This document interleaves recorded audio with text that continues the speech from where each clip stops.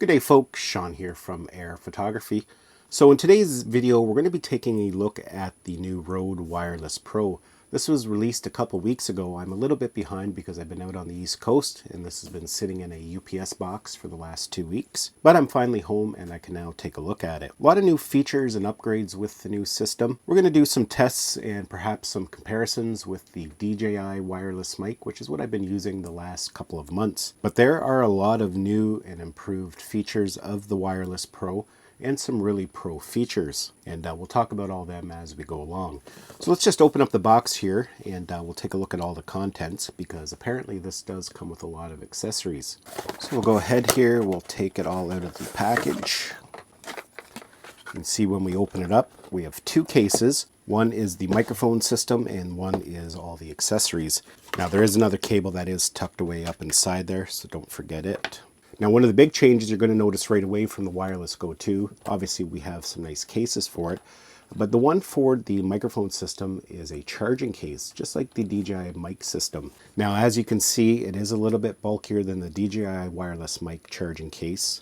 The DJI one can easily slip in a pocket, this one not so much.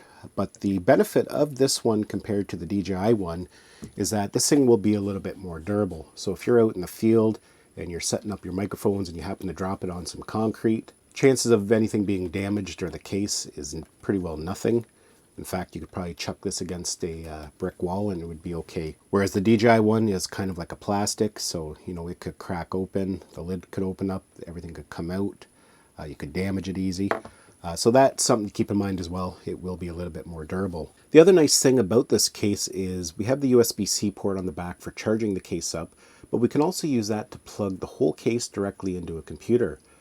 Doing that, you have access to all three devices, all in one interface in the Rode app. So you don't have to plug in each device if you want to update the firmware, pull the audio files off, or change settings. So that's definitely a nice new feature. So let's go ahead, we'll open that up and we'll take a look at them. They look very similar to the original Go 2s, basically the same shape and size. You can see here we have our receiver and we have our transmitters. Just like that there. And you can see there's the charging case. They charge up by USB-C. And another nice feature, if you notice straight away, is that as soon as we pull them out, they power on. And that's a great feature. Unlike the Wireless Go 2, you had to power each one on manually. And sometimes, if you had it clipped to you, the transmitter, you'd press the power button in, you think you have it powered on, but it's not quite if you don't really look at the lights very carefully. I've actually had that happen. So that is very similar to how the DJI wireless mic works. With the DJI wireless mic, as soon as you open the case, they power on. With these ones now, you pull them out and they power on. Another nice upgrade to these is that when you want to pull the audio files off, you no longer have to do it through the Rode app. You can plug these directly into USB and the files are right there ready to go. Now you can still export them through the Rode app because you are going to get a lot more features and more flexibility on how you want to export them. But it is nice that you now have that choice and that flexibility. Now, one of the big new features of the Rode Wireless Pro is that it has 32-bit float recording. So each one of these transmitters is capable of recording 32-bit float audio. 32-bit float audio, basically, it records all the different levels. So if you've got somebody who's speaking really softly, or perhaps you have it too close to their mouth and you're getting a lot of peaking, you can adjust that in your editing software without losing any quality. Now, if you're using the audio plugged into a camera, you're going to be setting your own gain levels, but you're still going to have that backup recording on each transmitter. So if there's a problem, you can plug this in, get nice clean audio, and fix anything that needs to be fixed. Now, another nice new upgrade of the Rode Wireless Pro is that if you want to use one of these transmitters as a field recorder all by itself without using the receiver, we now have a dedicated record button. You could do that with the Rode Wireless Go 2, but it required using the app. You had to set that up. But with this, we have a dedicated record button. So right now you can see that red light's come on, and that means it's now recording 32-bit float audio. So we're going to have really good audio. And we can now just plug this directly into our device, transfer the files, and sync it to whatever we're filming. Just like the Rode Wireless Go 2, the Rode Me, we do have a built-in microphone, and we have the option of hooking up a lavalier. And this year they've added threads, and we'll take a look at that here in a minute. So you can actually thread in your lavalier, so you don't have to worry about it accidentally coming unplugged, or even worse, coming a little bit unplugged and you don't even know that it's not making a good connection. You're going to have a nice solid connection there. And again, we'll take a look at that here in a second. Another nice feature that they've added, and we first seen that introduced with the Wireless Me, is that it now has gain assist. So if you don't want to mess around with your audio, setting gains, doing any kind of post-production, you can turn that feature on and off in the settings. Now, if you're a professional, most likely you're not going to use it, but for just everyday filming, just casual filming, it really does help ensure that you capture good audio. Now, another pro feature that they've added to the Wireless Pro is timecode. The receiver here can act as a timecode generator. You can plug it into your cameras to set the timecode. Now, I don't really use timecode very much because when I film, it's very simple. I film on an iPhone. But it is something that I may make use of. I'm not sure if it's compatible with GoPros and the Action 4, as both of them now support timecode. I am going to have to do some looking into that. But definitely if you film with multiple cameras, multiple angles, you can now sync the timecode to all your devices. I'm a mobile editor. I edit all my videos in LumaFusion on an iPad, and it supports timecode syncing as well in their new multicam studio. So definitely an interesting feature, and it is something I am going to look a little bit more into. But let's go ahead here. Let's take a look at the accessories. They pretty well give you everything you need for almost every scenario. The first accessory you can see we have here, this is a magnetic mount. Basically it just clips on the back, and that can allow you to just magnetically mount this to something. Or if you don't want to clip it to clothing, you can hide this on the inside of a jacket using that magnet there. As you can see here, we have two of them. Now up at the top here we have our connection cables.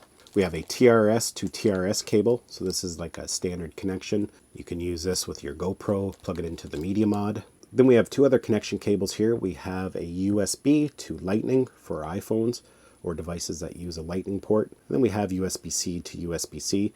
Again, this can be used for iPads that have USB-C or Android devices. We have a cleaning cloth. Down in the bottom here, we actually have two lavaliers. This is the lavalier 2.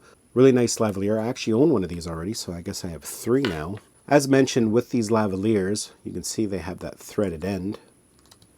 So you can plug them in and then thread it down in, so they're not going to come accidentally unplugged if they get tugged on. We also have 2 foam covers there. We have the clips for mounting to a shirt or jacket. And then we have these little color-coded clips. You can see there's a black one on there right now, but we can take that off and then pop on the color-coded one, so that way you always know which microphone is which. Let's continue digging in here, and you can see we've got a whole bunch of furry wind protectors. You can see we have 2 here for the lavaliers. They have a rectangle opening, and they just slide on there like that.